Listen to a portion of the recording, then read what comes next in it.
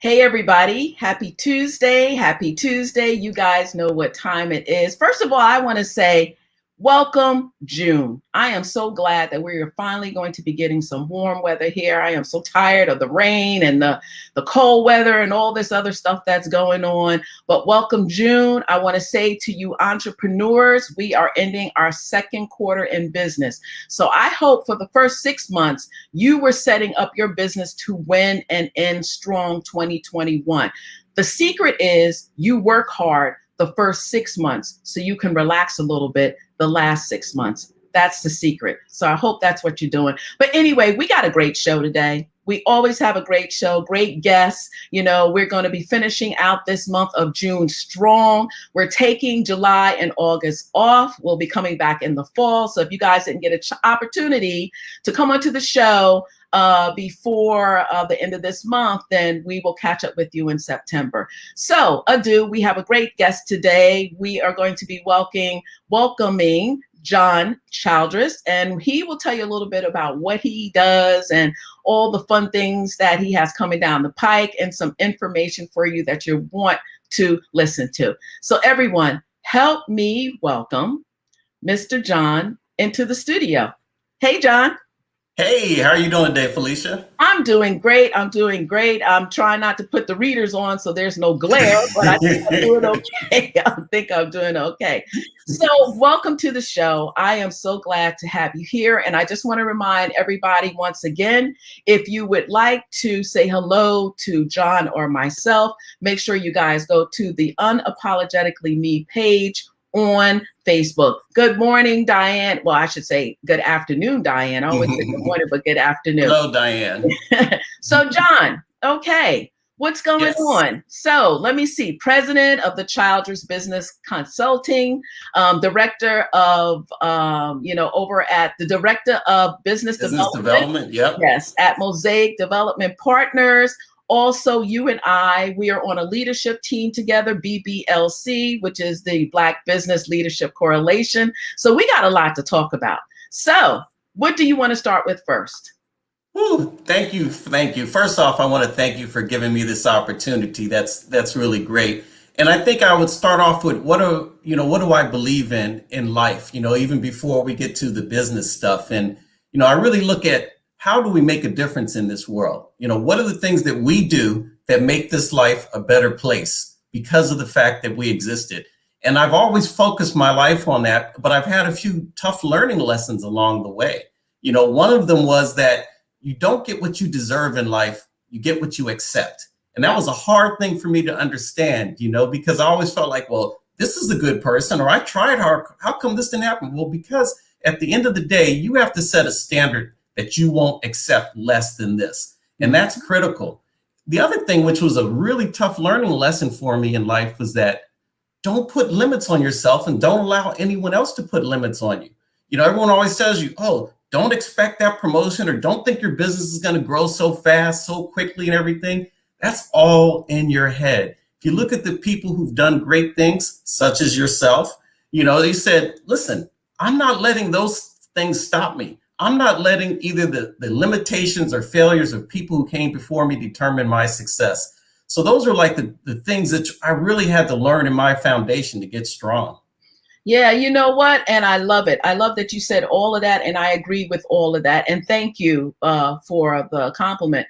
A lot of times I tell people, it's so easy. The idea of being an entrepreneur is beautiful. Idea. And you laugh because you know what I'm talking about.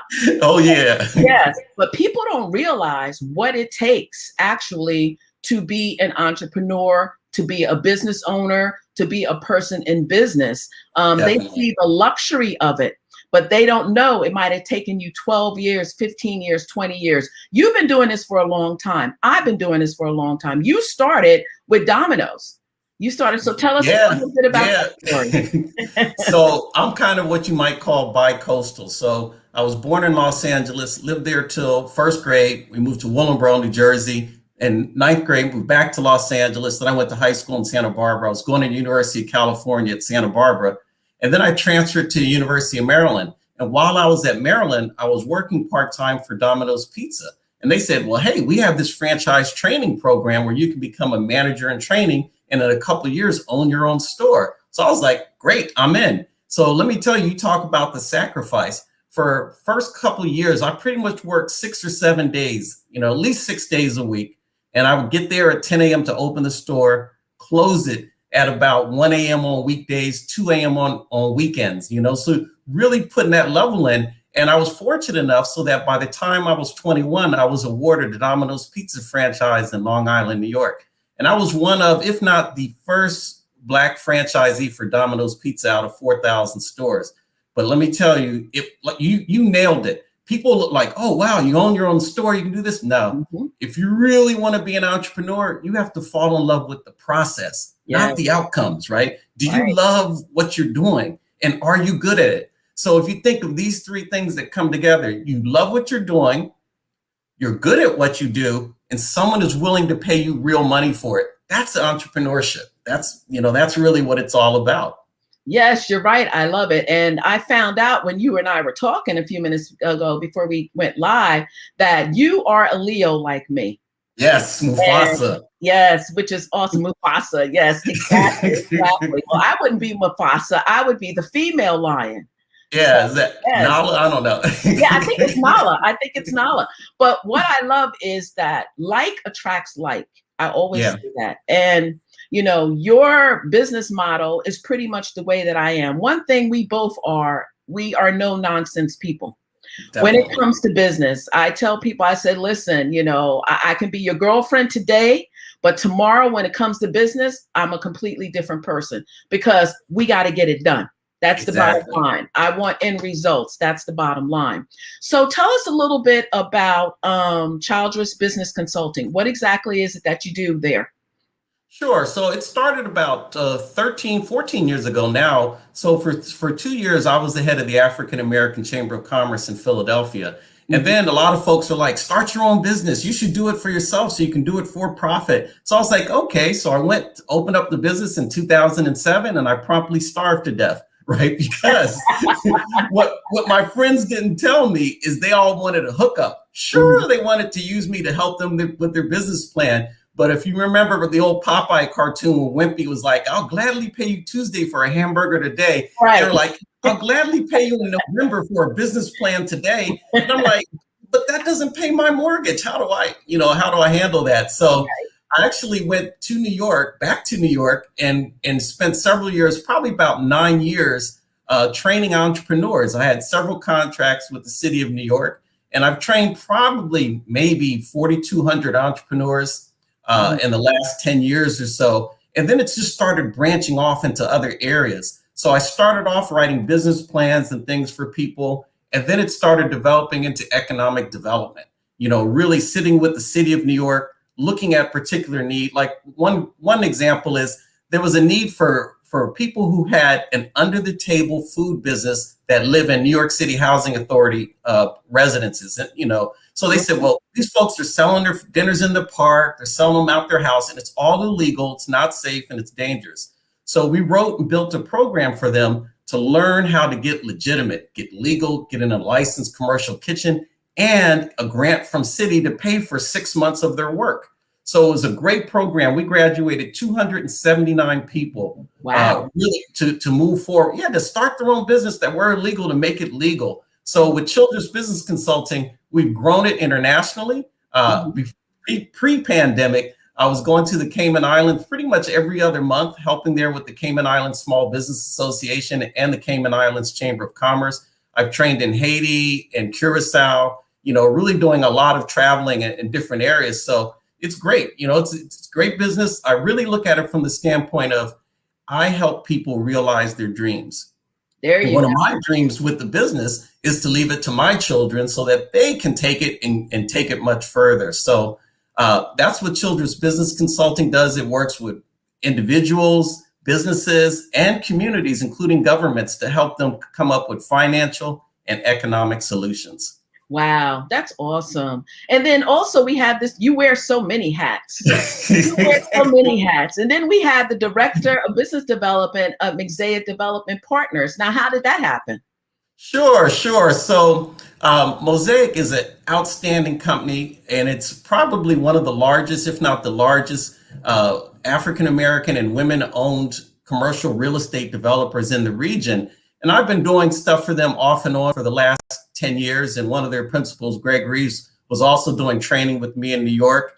And they just really took off. And they took off, Mosaic took off because Mosaic is a true community developer. They sit down with the CDCs, with the community groups, when they come in with a project, and they change the project based on what the community wants. Most developers just pay lip service to that, but Mosaic actually does it. They actually hire people from the community, specifically where they're building.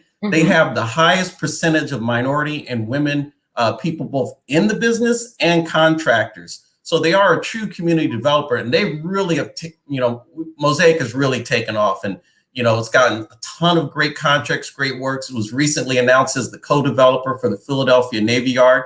It's a $2.6 billion project, which, think about this, they have a goal of 40% of the business going to women and minority contractors. That's over $100 million a year for 10 years. I mean, so they're really doing great things. So my role is to work as director of business development, is to find opportunities, vet opportunities, and take it to the principals, for them to decide if it's within the mission of Mosaic to do.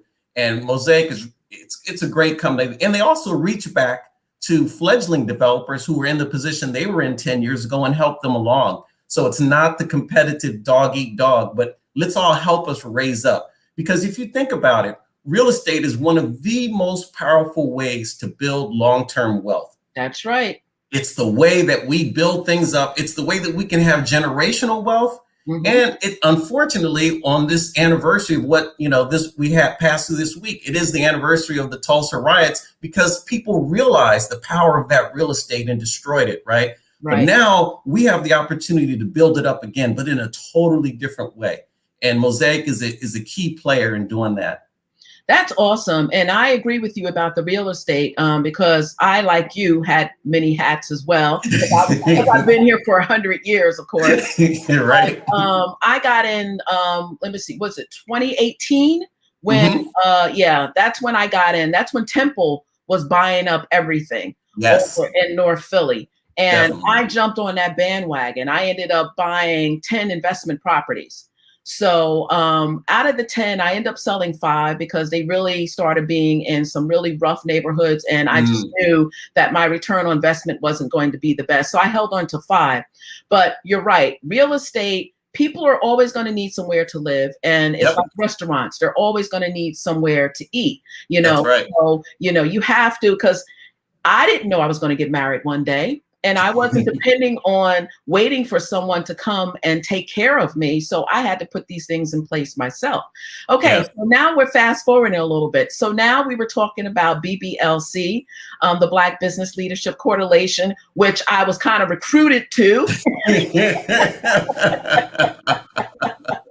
So I want you to tell people about BBLC, because we are doing some great things in there. We got 30 organizations that are working to really bring some great things to Philadelphia. So share with us what we're doing there.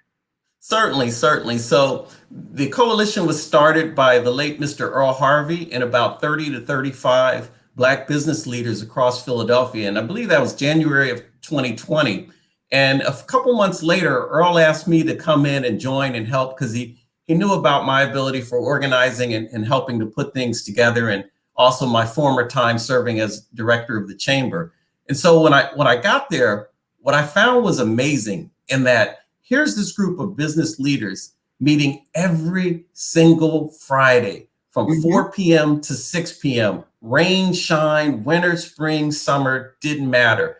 That's how serious people feel about this problem, because in Philadelphia, there is a condition which I call economic apartheid.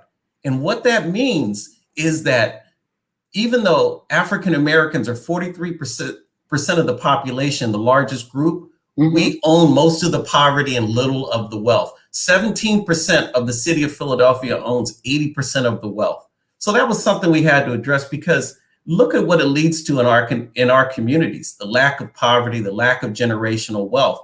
So the coalition met all through 2020. And then I really started thinking, how could we bring some structure in here and strategic goals to make it happen? I presented that to Mr. Harvey. He liked the ideas, took a little bit to get the group around on it. And then unfortunately in October, he died suddenly and unexpectedly. So at that point in time, the coalition said, well, we need a new leader.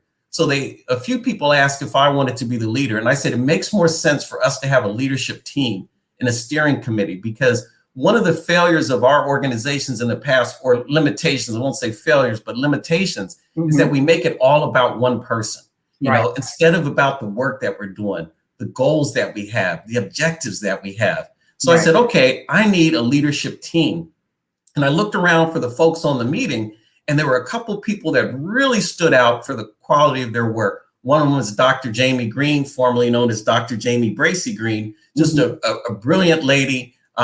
James Turner, really sharp economic mind. Jim Burnett from Vested In, formerly West Philadelphia Financial Services, another great mind. And then there are some people I would love to have on the leadership team, but they're too busy. You know, when you talk about Valerie Cofield and Kitty Dior and some really sharp people to get on there. So we said, what is it that we can do to make a difference in Philadelphia? And we came up with the goal of Philly 25 by 25, which is currently about 6 or 7% total public and private business goes to Black-owned companies. So what if we got that to 25%, both public and private, by the year 2025? Well, that would be $1 billion a year put into our communities, into our homes, and building wealth. So we started looking at that, and then we said, okay, we have a few holes. We need some people, we need some talent. And then this lady named Felicia Shankin came in and started appearing in the meetings. So I said, that's a sharp leader right there. And so guess what? You got recruited to the leadership team. You know, we looked at that and he said, we need you on board. And then we said, we need someone who's really skilled at accounting. Oh, Miss Anita Connor is peerless in what she does. Let's bring her on board. So now with this leadership team, we built up a really strong long-term plan to build Philadelphia up. We met with the Philadelphia City Council. We got great approval from that. We're looking to meet with Senator Hughes. We met with Congressman Evans, you know, and really building the support. But we're also going to work on the private side as well to build support. And the goals are pretty simple. We have what we call the 3 pillars. Pillar number 1 is, how do we strengthen Black business? It's our belief that what the current organizations are doing is good, but it's not enough. You know, if you think about what you said earlier, right? How many years did it take you to get good at what you do? You know, I'm still working on it. see, exactly. Same thing for me, right? Yet for some reason, we expect someone to take 20 hours of business training and be a successful business person. It's not realistic. No. We need to empower our partners to give 1 to 2 years of support with the businesses. We need to have 24/7 online technical assistance in this age of a pandemic. You know, we really need to build that up. That's pillar number 1. Pillar number 2 is we need Black economic development in terms of control of major projects, ownership and management of major projects. As I mentioned before, the Mosaic Ensemble project at the Navy Yard, that has the potential to inject $100 million a year into Black and women-owned and Asian and Hispanic businesses. That's never been done before at that level. Now we can replicate that and make that go forward, because at the end of the day, we have to stop begging other people to give us more of their money. And we have to go create our own things. So my saying is this, right? I'm not asking for a bigger piece of your pie. I want to bake my own pie, right? And that's the way to truly grow it. And then last but not least, the 3rd pillar is what we call building a long-term strategic plan for the most vulnerable people in this region. So for years and years, there's the CEDS, the Community Economic Development Strategies, and they have not really included Black, Brown, Asian, and women in terms of how do we grow them to the level they should be at. So led by Dr. Green and the National Institute for Inclusive Competitiveness, they are building that plan up. Our goal is to get the funding to make sure that's done and then to implement it. So one way of thinking of the BBLC is it's kind of like a United Way with its priority on growing Black business and Black wealth. You know, that's the way we have member organizations. The Business Center EMSDC, the Urban League, the Enterprise Center, et cetera. As you can tell, as you mentioned, there's over 30 different organizations that are members. Mhm. Our role is to make something sustainable change for this city and for this region.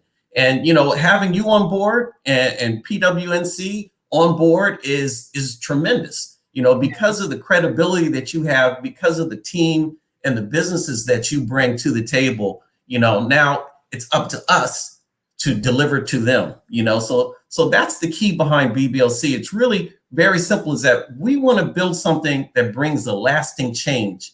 And we believe doing more of what was done in the past doesn't produce a different result. It just produces more of the same result. So we feel strongly that we have to try a different approach, not even try, but do. It's got to get done, Right. because we can't let our children and grandchildren sit here 20, 30 years from now with the same problem. Oh, how are we going to get this done? Right. Why can't we do anything? No, we know what to do. We just have to have the willpower to get it done and drive it through conclusion. That's it. That's it. And that's one of the reasons why I didn't mind being recruited. Yes, you were.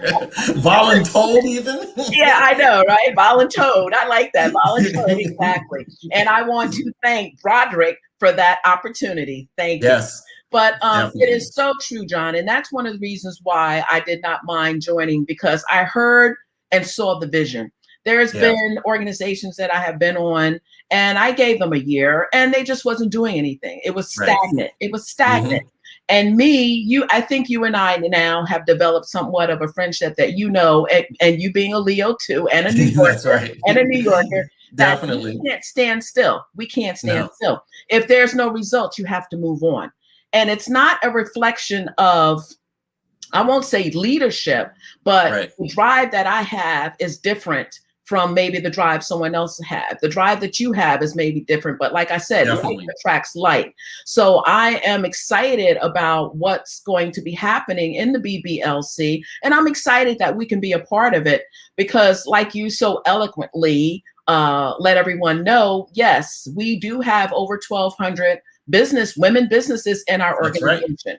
And, That's excellent. and our intent is to, take the women, of course, that are serious, bring them into our program, which is the PWNC Foundation Transition Program, work with BBLC and all these other organizations to get them to where they need to be. Because like I said to you, the saddest thing in the world is that there were not a lot of women, especially minority women, able to take care or even get a part of some of this money that the government was giving out, because they were not set up correctly. They didn't have a business plan. They didn't know about financials. Something as simple as a capability statement, things that will progress your business further. So in talking to these women, I'm like, wow, the intentions is there, but you have to do it from the bottom foundation. And you don't want to be in another situation where this COVID hit and you can't sustain your business because you did not prepare for it. That's right. That's right. We've got to get them prepared. And as far as the help that businesses receive and people receive, the problem with it is that it's not focused on outcomes. Right. That is a key point that you and I agree on 100%.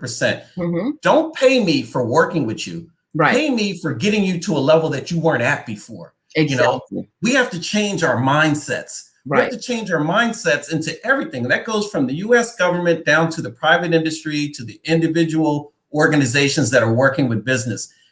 Focus on creating something that is measurable. Right. And if you do that, now you can say you actually did some good. We have to stop paying people for putting 20 hours in on something and they didn't produce results. Right. And one of the things I love about working with you and Dr. Green is the fact that we are all results oriented. And that's what we do in all that we do, whether it's for the BBLC, whether it's for PWNC, Mosaic, Childress Business Consulting, doesn't matter. Right. All we do is focus on producing outcomes that are benefiting people. Right. And that's the bottom line. It's the same thing that I say in my membership, my paid membership. I tell the women, I said, listen, I don't want to take your money and you not participate. Right. 80% is what you do. 20% is going to be what I do. I know how to get you to where you need to be. I've grown this company over 3 years, not tooting my own horn, but yes, tooting my own horn. So I know what it takes to get you to point A to point B. So you can either sit there and watch me, you can come along with me, or you can Yep. listen to me and be greater than me, because that's the hope. I want to have women come back to me and say, hey, I want to see women in VIP Global Magazine Right. and, Right. all these other magazines. I want them to come back and say, it's because of you. Because of you, you inspired me and pushed me to be all that I can be. That's what I want. It's not about me. It's never been about us, John. And I think that's why you and I, we just get it. It's never been about us. But you cannot make someone do something that they don't want to do. And I can't do it for you. I'm here to help you, but I can't do it for you. And that's what a lot of people want. They want instant results, but they don't want to put the work in, Yeah, I joke about that. It's like we spent decades to become an overnight sensation, right? Yes. And you hit on another key point, which is true leadership means dropping your ego at the door. Yes, true leadership really means that, you know what, I'm here to produce results. And I do that by helping us get to the best solution, not my solution, but the best solution. Right. Many of the times it's not going to be my solution. And I should be really happy with that. And then the second point that you had was even more powerful is I want others to do better than me. Yes. How many people do you know truly believe that and act that way? Because that is what power is all about. So that those who come after us should be on a much higher level and achieve more than us. And we should be happy with that. It's not, the competition is not for us versus them. It's for them to be greater than us and better than they ever thought they could be. And that's my goal in life, is to drive people to be better than they ever thought they could be. And that's why I love working with you, because that's your goal also. Check the egos aside. Now it's time for results. Right. Well, I can't tell you, pushed me out of my comfort zone a few times, and I told you that. I'm like, John, I can't believe you did this to me, but you have pushed me out of my comfort zone. But I appreciate that, because it makes me grow. Everything great that I have ever done, I was scared to death. Exactly. Yeah. If you weren't scared, you weren't shooting high enough. That's right. That's right. Right. Hey, that aha moment, ding, ding, ding, ding. That's it. It's so true. It's so true. But, and just being grateful, coming from a place of gratitude, it takes nothing to say thank you. I always tell people, success is not going to fall in your lap. That's not going to happen, and say, hey, I'm success, I'm here. That's not going to happen. You have to work your tail off to get what it is that you want. And then you have to continue, you always have to be in that mindset, work like somebody is there to take it from you. Always. Like they're sitting there waiting for you to drop the ball to take it from you. So you always have to be ahead. You always have to be thinking ahead. You always have to be thinking outside of the box, which is what you do. And like I said, we have a great leadership with, not only the leadership team, but we got some great organizations in BBLC that brings a lot to the table. So I'm excited when our project does come to fruition and we can actually sit back and say, wow, it's been a year and a half or 2 years, and look where we are now, because this is what it is that we were fighting for. So, I'm excited. I'm excited about it all. I'm excited about the opportunities that I know we're going to come out of this. And people are always watching you. Definitely. They're watching. They want to see if this is going to work. And then once it worked, oh man, I knew it was going to work, but you didn't want to put the work in. But you didn't want to put the work in.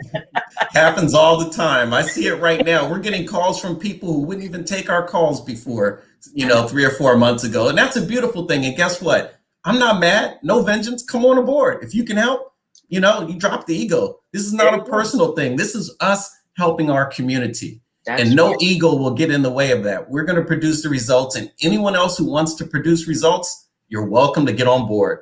There you go. So I told you that time goes by fast. Oh my goodness, it does. I got to come back in the fall. It goes by so fast. I know. So what I want you to do is, John, I want you to tell people, as why I put your website up here, how they can get in contact with you outside of your website down below. Sure. So you see the website there. You can also reach me at jtchildress@gmail.com. So it's just my first two initials and my last name. Please drop a line to me. Let me know how I can help you. If I can't help you, I probably know someone who can, whether it's Felicia or Dr. Green or Jim or somebody, but we definitely have the connections for you. And it's a pleasure and an honor to be here today. Yes, and thank you. And now I'm going to put my readers on so I can see what it is that I'm doing. I know, right? So just before we leave, I just want to bring up a couple of announcements, let everybody know what's going on in PWNC, what is coming up. So you see there on June 17th, I will be doing another training for Temple University Small Business Development Center. Very excited about this. It's going to be on a Thursday around lunchtime, 1:30 to 2:30. And I'm going to be talking about how to find your target market.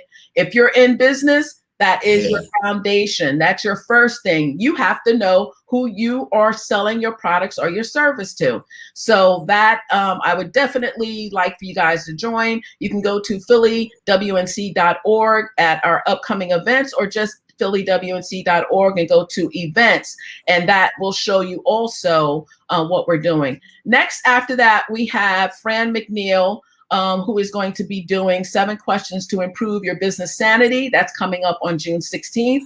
That is a Wednesday evening from 7 to 8 p.m. So for all of you who have jobs, or you are part-time entrepreneurs, please join us.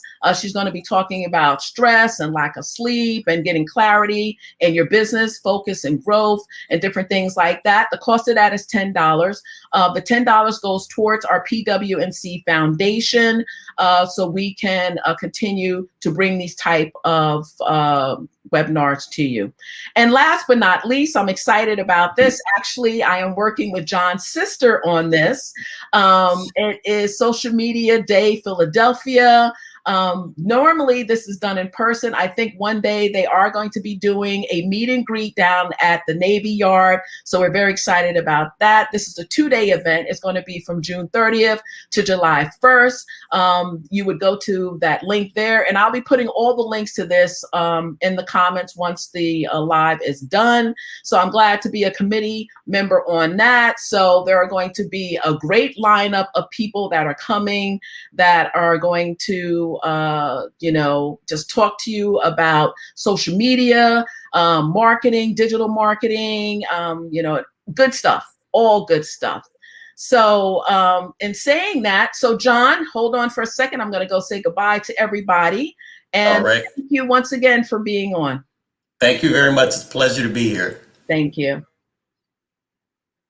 Okay, everyone. So we had a great show today. I hope that everyone got some tips, some tools, some nuggets, some information. Make sure that you connect with John. He is a great person to have in your network. You see all that he is doing to make the economy here in Philadelphia a better place. So if you would like to join on the bandwagon of that, or just talk to him about some of his consulting business skills. As you can see, he has done a lot of things, doing a lot of things. You will not be disappointed. So everyone, on that note, I want you to have a great Tuesday. Thank you for joining us today. Don't forget to come back next Tuesday at 12:30 on Unapologetically Me. You guys have a great day. Bye now.